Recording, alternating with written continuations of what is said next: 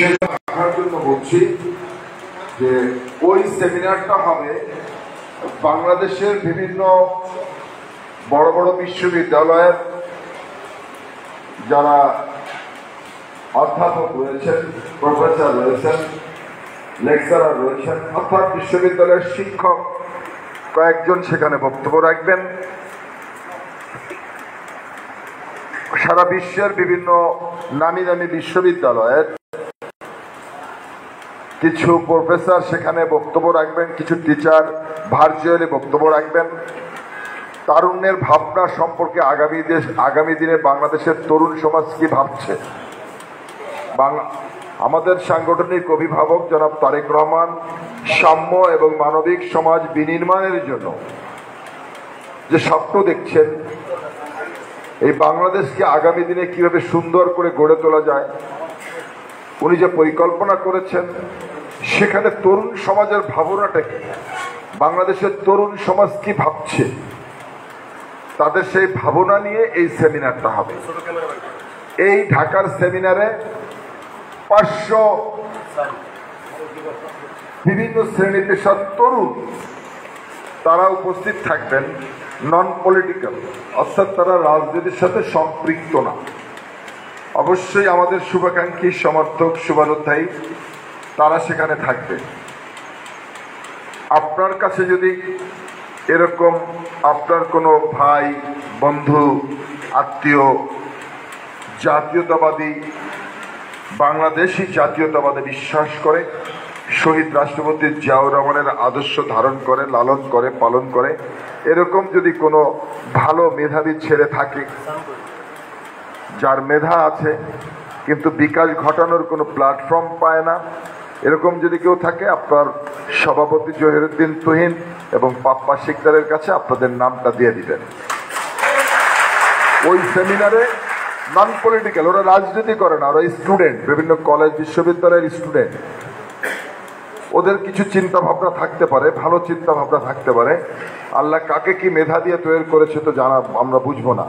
এরকম যদি আপনাদের মধ্যে কারো আত্মীয় স্বজন থেকে থাকে, ভালো স্টুডেন্ট, ভালো কথা বলে, যেটা আমাদের দেশের জন্য ভালো হবে, নাম আপনারা আপনাদের সভাপতি, সাধারণ সম্পাদকের কাছে দিবেন। আমরা তাদেরকে ওখানে অংশগ্রহণ করার জন্য সুযোগ করে দিব। আর আপনাদের মধ্য থেকে আমরা কিছু সিলেক্টেড নেতাকর্মী আমরা ওখানে নিব, সেটা আপনাদের সভাপতি, সাধারণ সম্পাদকের মাধ্যমে নিব। তবে অবশ্যই কোনো ইউনিটের দায়িত্বশীল কোনো নেতাকে ওখানে আমরা গ্রহণ করব না, ইভেন মহানগরের সভাপতি, সাধারণ সম্পাদক। কারণ আগের দিন 27 তারিখ যদি আপনারা ওই সেমিনারের কাজে ব্যস্ত থাকেন, তাহলে 28 তারিখের সমাবেশে আমাদের কিছুটা কাজ করবে, কিছুটা অবহেলা হবে এবং আমাদের কিছু যে জিনিসটা ঘাটতি হয়ে যাবে। সেজন্য আমরা আপনাদেরকে, যারা দায়িত্বশীল জায়গায় রয়েছেন, তাদেরকে ওই সেমিনারে আমরা উৎসাহিত করছি। প্রিয় সহযোগিতা বন্ধুরা, এখন আসি যে কারণে আপনাদেরকে ডেকেছি, সেটা হচ্ছে আমাদের সাংগঠনিক অভিভাবক, বিএনপির ভারপ্রাপ্ত চেয়ারম্যান কেন এই সময় এই 3টি সংগঠনের মাধ্যমে রাজপথের কর্মসূচি ঘোষণা করলেন, সেই সম্পর্কে আপনাদের একটু ধারণা রাখতে হবে। আমাদের মূল সংগঠন বাংলাদেশ জাতীয়তাবাদী দল, আর আমরা 3টি সংগঠন, স্বেচ্ছাসেবক দল, এই জাতীয়তাবাদী দলের একটি অঙ্গ সংগঠন, জাতীয়তাবাদী যুবদল বিএনপির একটি অঙ্গ সংগঠন এবং জাতীয়তাবাদী ছাত্র দল বিএনপির একটি সহযোগী সংগঠন। এই 3টি সংগঠন হচ্ছে জাতীয়তাবাদী দলের, বিএনপির মূল চালিকা শক্তি। এই 3টি সংগঠন হচ্ছে বিএনপির মূল চালিকা শক্তি। সঙ্গত কারণে আমাদের সাংগঠনিক অভিভাবক এই 3টি সংগঠনকেই রাস্তায় কর্মসূচির মাধ্যমে আমাদেরকে পাঠিয়েছে। কেন এই কর্মসূচি? আপনারা যারা এখানে বসে আছেন এবং মঞ্চে যারা বসে আছেন, আমরা দীর্ঘ 17 বছর একটি ফ্যাসিবাদের বিরুদ্ধে লড়াই সংগ্রাম করেছিলাম। আমাদের একটি লক্ষ্য ছিল, আমাদের সাংগঠনিক অভিভাবক বারবার জাতির সামনে বক্তব্য রেখেছেন যে বিএনপির যে সংগ্রামটা করছে একটি ফ্যাসিবাদের বিরুদ্ধে, এই সংগ্রামটা আমরা ক্ষমতায় যাওয়ার জন্য করছি না।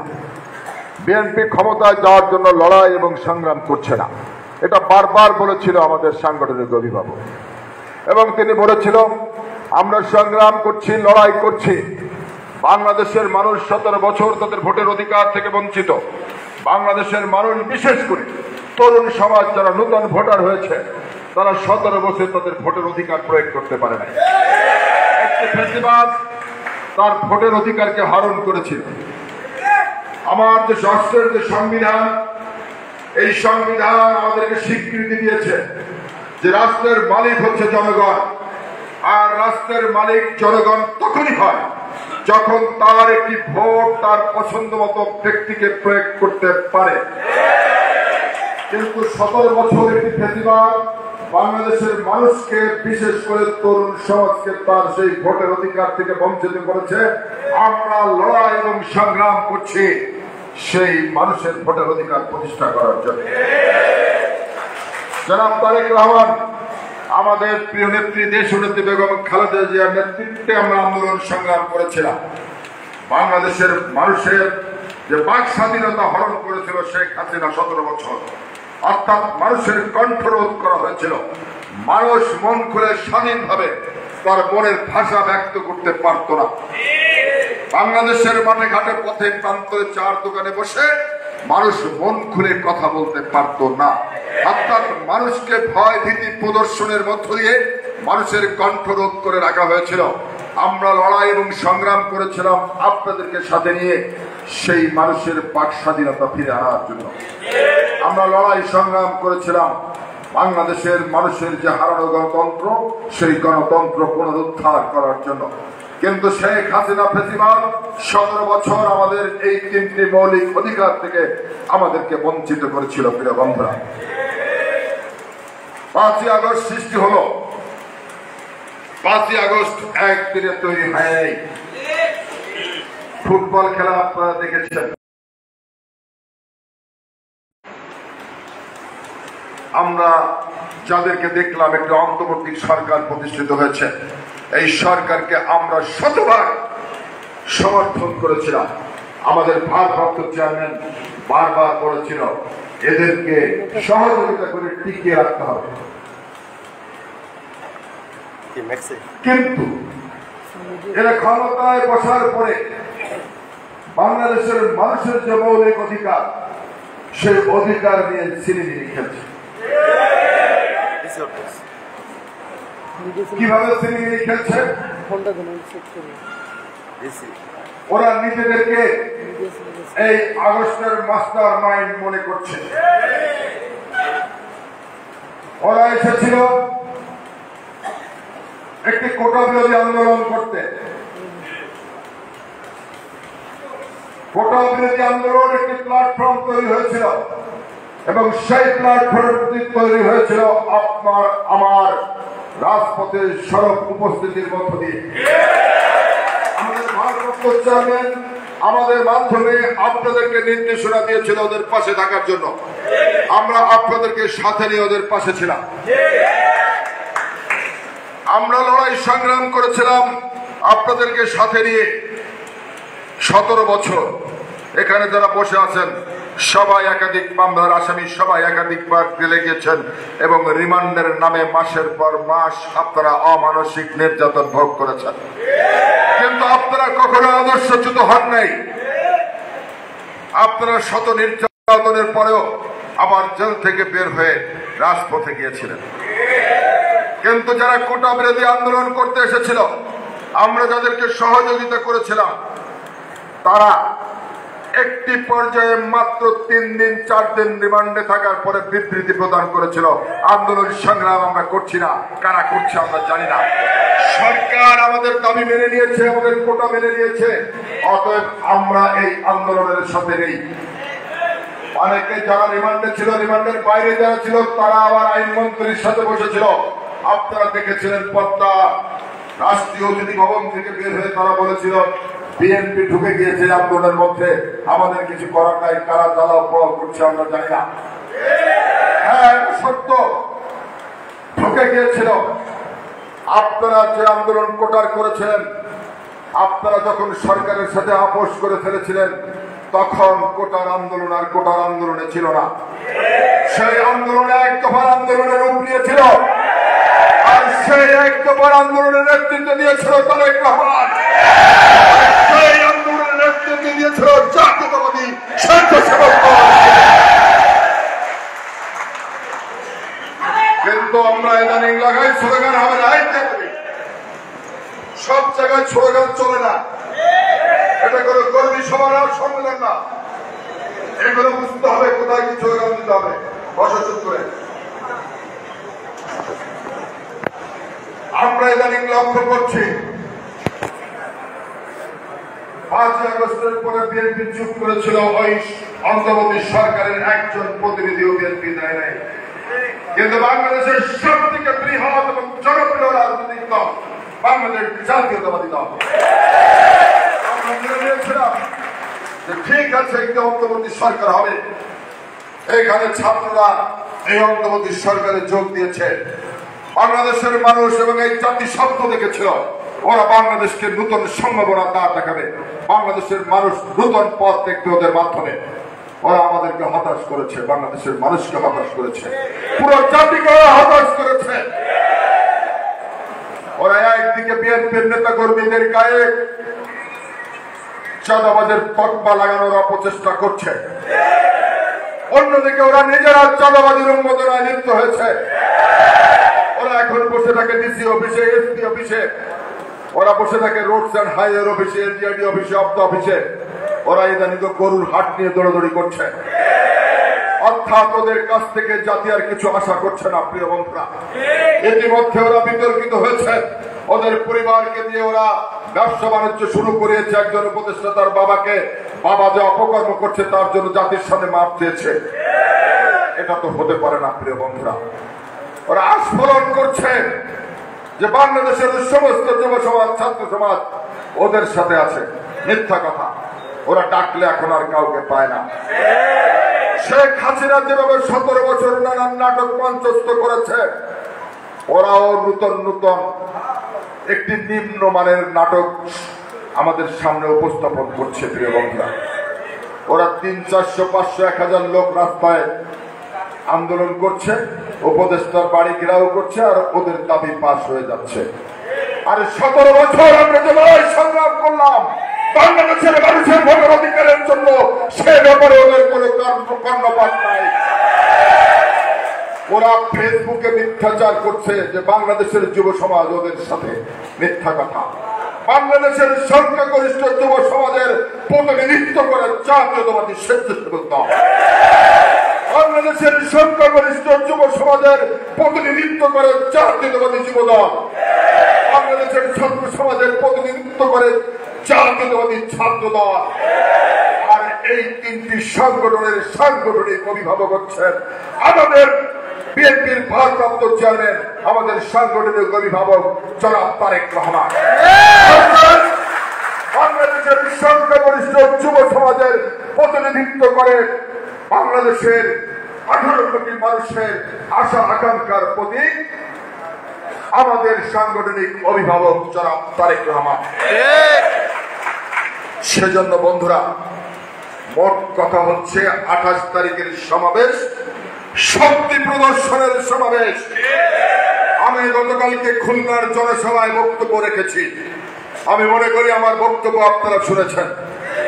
আমি স্পষ্ট করে বলেছি, এই মে মাসের মধ্যে নির্বাচনের রোডম্যাপ ঘোষণা করতে হবে, অন্যথায় যদি ধৈর্যের বাঁধ ভেঙে যায় সামাল দিতে পারবেন না। আমি কিন্তু কালকে বলেছি প্রিয় বন্ধুরা। সেজন্য আপনাদেরকে প্রস্তুত হতে হবে, আপনাদেরকে প্রস্তুত হতে হবে। আমি আমার বক্তব্যের প্রারম্ভে বলেছিলাম, আপনারা হয়তো শুনেছেন, ওয়াসিম সাইদ মুগ্ধ, শেষ হয় নাই যুদ্ধ। বাংলাদেশের রাজনীতিতে যখনই বাংলাদেশের মানুষের ভোটের অধিকার নিয়ে যেই ছিনিমিনি খেলেছে সেই ইতিহাসে রাস্তা করে নিক্ষিপ্ত হয়েছে।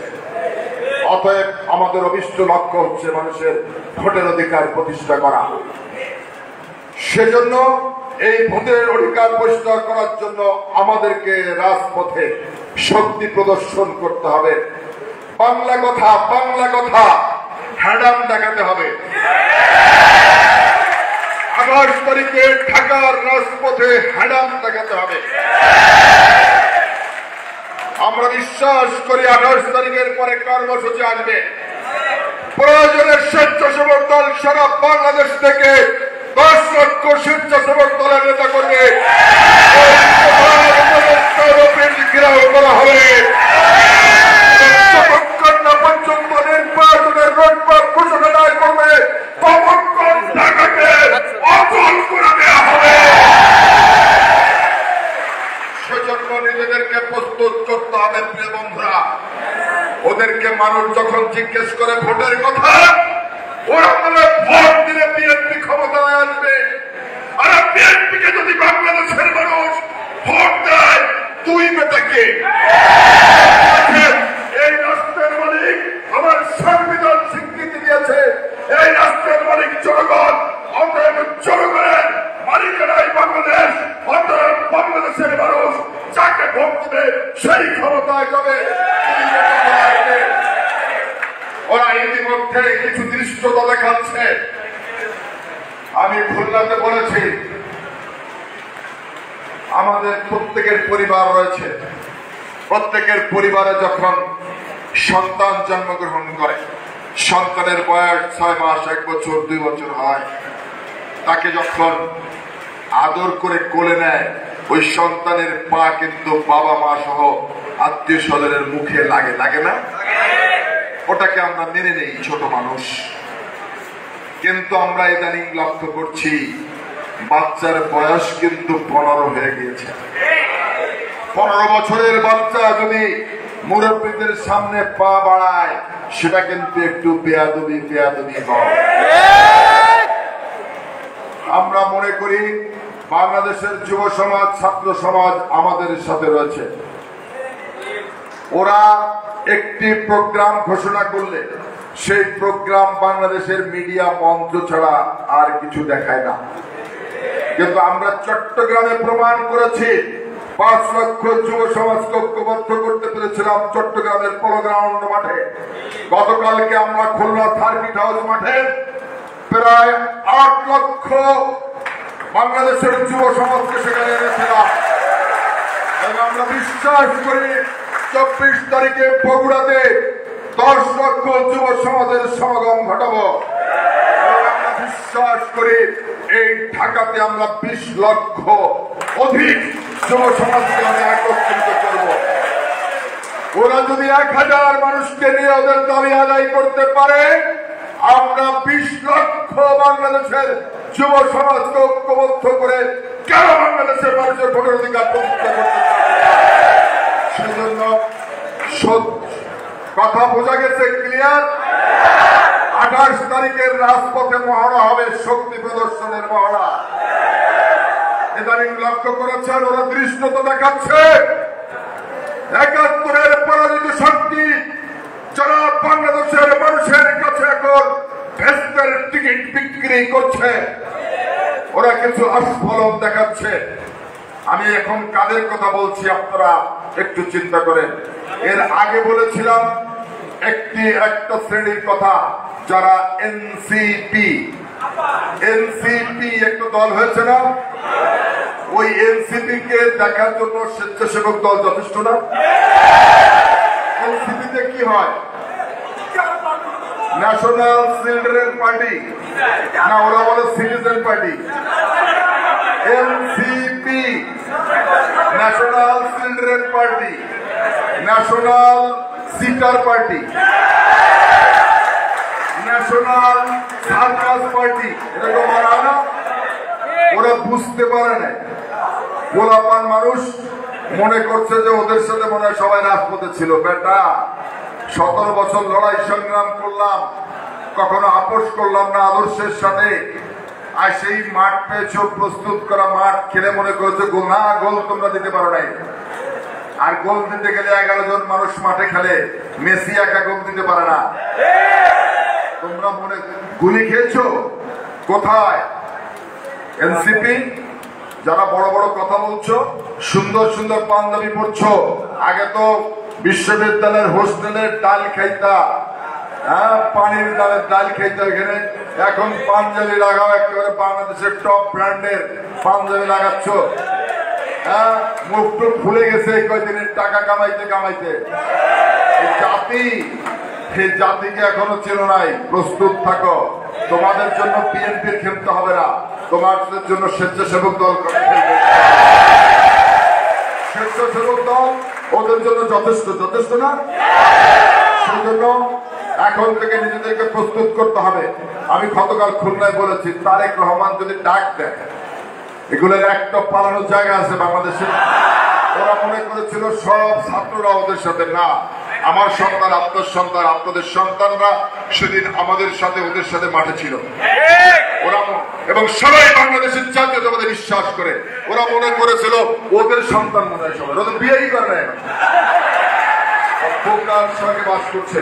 সেজন্য বলি অনেক হয়েছে। আর আপনি যারা এখন ফাইনাল গেম খেলতে হবে, এবং সেই গেম ইনশাল্লাহ আগামী কোরবানির ঈদের পরে রাজপথে হবে। আমার কথাগুলো কি পরিষ্কার? আমি কি কথাগুলো বলছি? এই ব্যাপারে আপনাদের সুনির্দিষ্ট বক্তব্য রাখতে হবে, প্রত্যেক থানার থেকে একজন। আপনাদের কি প্রস্তুতি, সেই প্রস্তুতিটা। তবে একটা জিনিস মনে রাখবেন, আমাদের এখন প্রত্যেকটা থানায় নেতাকর্মীর সংখ্যা বেড়ে গিয়েছে। একটা জিনিস দেখবেন, লোক সংখ্যা বাড়াতে গিয়ে এক শ্রেণীর ছোট ছোট 14-15 বছরের কিশোর গ্যাং বলে অনেকে, এদেরকে আবার নিয়ে এসে ওই মিটিং এর মধ্যে একটা ঝামেলা পাকাবেন না, অবশ্যই খেয়াল করবেন। কারণ এরা এসেই, এরা কাউকে চেনে না, নেতাকে চেনে না, হঠাৎ আপনার মিছিলটাকে আপনি বড় করার জন্য নিয়ে আসবেন না, সেটা আনার কোনো প্রয়োজন আছে বলে মনে করি না। শুধুমাত্র এসে 4টা থেকে 6টা 2 ঘন্টা প্রোগ্রাম হবে, 4টা থেকে 6টায় বসে থাকতে পারবে এরকম মানসিকতা যে আছে তাকে নিয়ে আসতে হবে, অন্য কাউকে আনার প্রয়োজন নেই। কাউকে ড্যামরান থেকে একটা ছেলেকে নিয়ে আসলে ওর পিছে 200 টাকা হলে খরচ আছে, আমার শুধু শুধু 200 টাকা ওর পিছে ব্যয় করবো কেন? যে আমাদের প্রধান অতিথির সর্বশেষ বক্তব্য শুনে যাবে, তার বক্তব্য শুনে যাওয়ার মতো যার মন মানসিকতা আছে তাকেই নিয়ে আসতে হবে। আমি আমার বক্তব্য প্রায় শেষ করে দিয়েছি। আমি পরবর্তীতে কিছু আপনাদের বক্তব্যের পরে কিছু পয়েন্ট আসবে, সেই পয়েন্টের উপর আমি লাস্টে শুধু একটু আলোকপাত করবো। আর আমি একটু দেখতে চাই আজকের এই প্রস্তুতি সভাটা কাদেরকে নিয়ে করছি। আমি একটু যাদের ডাকবো থানাওয়ারি একটু দাঁড়াবেন, আমি একটু দেখবো কারা আছেন এখানে। ড্যামরা থানার কে কে আছেন? ড্যামরা, ঠিক আছে, বসো। হ্যাঁ বসো। যাত্রাবাড়ি থানার কারা আছে? যাত্রাবাড়ি 1, 2, 3 গ্রুপ, ঠিক আছে, বসো। এটা দেখো কদমতলী থানা, কদমতলী উনিকে কদমতলী, ওই যে 8 জায়গায় থেকে কদমতলী,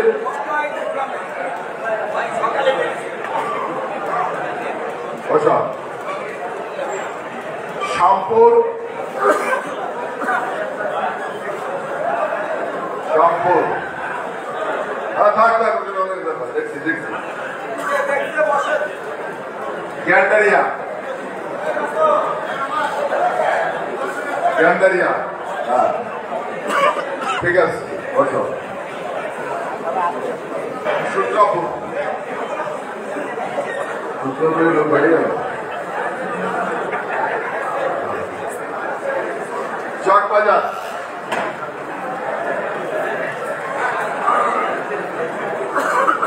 ঠিক আছে। লালবাগ, দুর্বল হয়ে গেছে, লালবাগ দুর্বল হয়ে গেছে, ওকে বসো। কামরাঙ্গীর চর,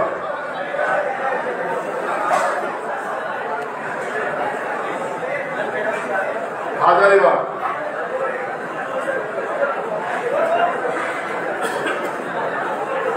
নাই শেষ।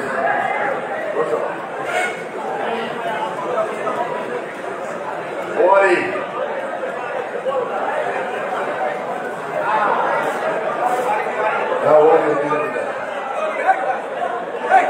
ওয়ারিতে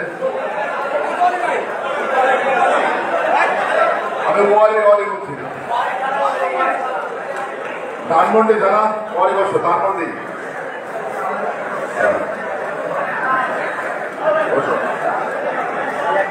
নিউ মার্কেট,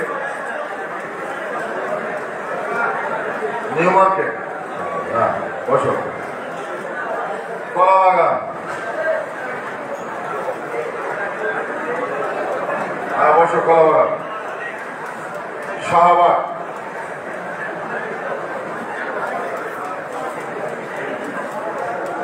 বসো। বংশা,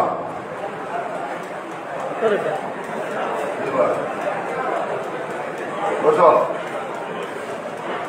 কোতোয়ালি,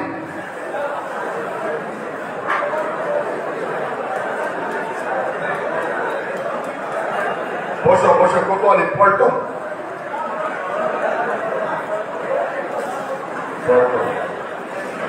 বসো। রমনা, নাই কিছু, বসো।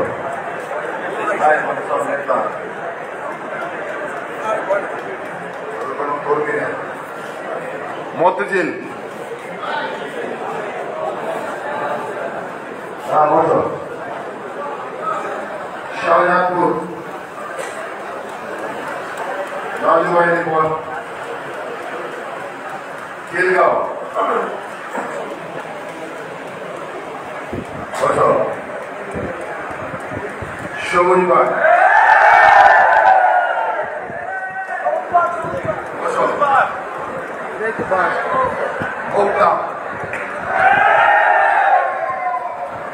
ওকে থ্যাংক ইউ, দেখলাম ওকে। আর আরেকটা জিনিস আমি তো আজকের এই ফ্যাক্টরির প্রধান অতিথি নাকি? আমি এখানে যারা মঞ্চে বসে আছে সবাই তো মহানগরের শীর্ষ নেতা। আমি প্রধান অতিথি হিসেবে যদি সবাইকে একবার পরিচয় করে দিই, আর আপনারা যারা বক্তব্য রাখতে আসবেন তাদেরকে আর সবার নাম বলা দরকার আছে? হ্যাঁ, আসবেন, বলবেন আজকের সভার সভাপতি, উপস্থিত নেতৃবৃন্দ, তারপরে শুরু করে দিবেন আপনার কথা। কারণ প্রোগ্রাম শর্ট করতে হবে। আমার 3টায় ফরিদপুর বিভাগের একটা মিটিং আছে বিএনপির সাথে, ঠিক আছে? তো আমি একটু পরিচয় করে দিই সবাইকে। উপস্থিত রয়েছেন এবং সভাপতিত্ব করছেন জাতীয়তাবাদী স্বেচ্ছাসেবক দল ঢাকা মহানগর দক্ষিণের বিপ্লবী সভাপতি, জাতীয়তাবাদী ছাত্র দল ঢাকা মহানগর দক্ষিণের সাবেক সভাপতি, জাতীয়তাবাদী ছাত্র দল কবি নজরুল কলেজ ছাত্র দলের সাবেক সভাপতি, জাতীয়তাবাদী ছাত্র দল কেন্দ্রীয় কমিটির সাবেক সহসভাপতি, আমাদের সকলের পরিচিত জাতীয়তাবাদী স্বেচ্ছাসেবক দলের ঢাকা মহানগর দক্ষিণের দিকপাল জহিরুদ্দিন তুহিন। উপস্থিত রয়েছেন যিনি সঞ্চালনা করছেন জাতীয়তাবাদী স্বেচ্ছাসেবক দলের ঢাকা মহানগর দক্ষিণের সাবেক সাংগঠনিক সম্পাদক, জাতীয়তাবাদী স্বেচ্ছাসেবক দল রমনা থানা শাখার সাবেক সাধারণ সম্পাদক, সাবেক সভাপতি, বর্তমান জাতীয়তাবাদী স্বেচ্ছাসেবক দলের বিপ্লবী সাধারণ সম্পাদক জনাব 7 বর্ষের মপ্পাশিকা। উপস্থিত রয়েছেন স্বেচ্ছাসেবক দলের বিপ্লবী সিনিয়র সহ সভাপতি, কামরাঙ্গীরচর থানার বিপ্লবী আহ্বায়ক জনাব SM সাহেব। উপস্থিত রয়েছেন বিপ্লবী সহ সভাপতি জনাব আব্দুল্লাহ আল মামুন খান রাসেল, ওয়ালি থানার আহ্বায়ক। উপস্থিত রয়েছেন খিলগাঁও থানার বিপ্লবী আহ্বায়ক এবং জাতীয়তাবাদী স্বেচ্ছাসেবক দল ঢাকা মহানগর দক্ষিণের অন্যতম সহসভাপতি জনাব মনির হোসেন মিঠা। উপস্থিত রয়েছেন জাতীয়তাবাদী স্বেচ্ছাসেবক দল ঢাকা মহানগর দক্ষিণের বিপ্লবী সাংগঠনিক সম্পাদক সবুজবাগ থানা স্বেচ্ছাসেবক দলের বিপ্লবী আহ্বায়ক, সবুজবাগ থানা জাতীয়তাবাদী ছাত্র দলের সাবেক সভাপতি, ঢাকা মহানগর দক্ষিণ জাতীয়তাবাদী ছাত্র দলের সাবেক যুগ্ম সম্পাদক জনাব ওমর ফারুক। উপস্থিত রয়েছেন জাতীয়তাবাদী ছাত্র দল কবি নজরুল কলেজ শাখা সাবেক সভাপতি, জাতীয়তাবাদী স্বেচ্ছাসেবক দল ঢাকা মহানগর দক্ষিণের বিপ্লবী যুগ্ম সম্পাদক সাবেক ছাত্র নেতা জনাব দেলোয়ার হোসেন রিন্টু। উপস্থিত রয়েছেন স্বেচ্ছাসেবক দল ঢাকা মহানগর দক্ষিণের অন্যতম যুগ্ম সম্পাদক সাবেক ছাত্র নেতা জনাব হাসান আলী। উপস্থিত রয়েছেন আপনারা যাকে সবাই চিনেন, জাতীয়তাবাদী স্বেচ্ছাসেবক দল ঢাকা মহানগর দক্ষিণের সাবেক সহ দপ্তর সম্পাদক, জাতীয়তাবাদী স্বেচ্ছাসেবক দল ঢাকা মহানগর দক্ষিণের বর্তমান দপ্তর সম্পাদক, যিনি আমার সাথে আন্দোলন সংগ্রামে এক সময়ে যখন হাইকোর্টের ভিতরে অবস্থান করে ম্যাডামের কোর্ট কাছারির যাতায়াতে আমরা সহযোগিতা করতাম, পাশে থাকতাম, সেই সময়ে আমাদের সাথে সার্বক্ষণিক রাজনীতি করতেন সেই সহযোদ্ধা সাইফুল ইসলাম পলাশ। আমি আরেকজনের নাম আসলে ভুলে গিয়েছি, আমি একটু খেয়াল করতে পারি নাই, দুঃখিত। আরেকজন রয়েছেন আমাদের ছাত্র নেতা, জাতীয়তাবাদী ছাত্র দল মহানগর দক্ষিণের সাবেক নেতা এবং জাতীয়তাবাদী স্বেচ্ছাসেবক দলের যুগ্ম সম্পাদক সাবেক ছাত্র নেতা জনাব মহিউদ্দিন মহি আমাদের মধ্যে উপস্থিত রয়েছেন। আমি সকলের নাম ঘোষণা করলাম।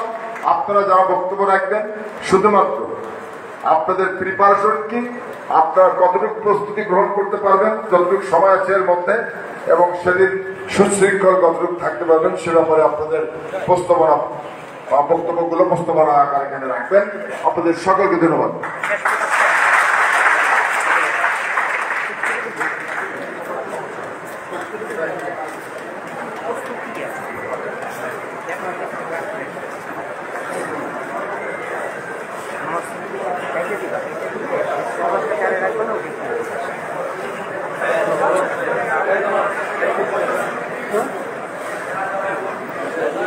Thank you.